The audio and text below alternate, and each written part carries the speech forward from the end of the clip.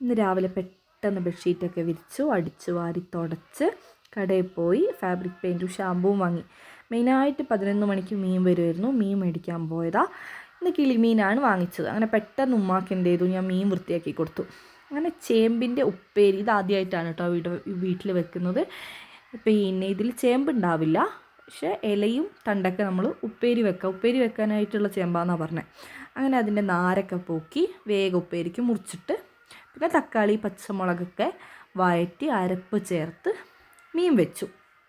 പിന്നെ ഒരടുപ്പിൽ എന്ത് ചെയ്തു, വേഗം മീൻ വറുക്കാനങ്ങ് വെച്ച്. പിന്നെ ഉപ്പേരിക്ക് സാധാരണ ഉപ്പേരി വെക്കുന്ന പോലെ തന്നെ നമ്മൾ ചതച്ചിടൽ കുറവാണ്. പക്ഷേ ഈ ഉപ്പേരി ആയതുകൊണ്ട് കുറച്ചുകൂടി രുചി ഉണ്ടായിക്കോട്ടെ എന്ന് വിചാരിച്ചിട്ടാണ് ചതച്ചിട്ടത്.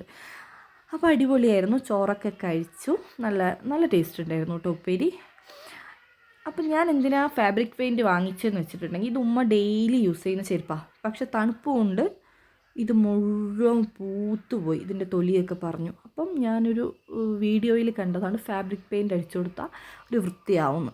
ഞാൻ ഫാബ്രിക് പെയിൻറ്റ് അടിച്ചു നോക്കുമ്പോൾ സംഭവം കൊള്ളാം കേട്ടോ, ഫുള്ള് വൃത്തിയായിട്ടുണ്ട്. അപ്പോൾ അത്രയേ ഉള്ളൂ. Ta-ta, bye, see U.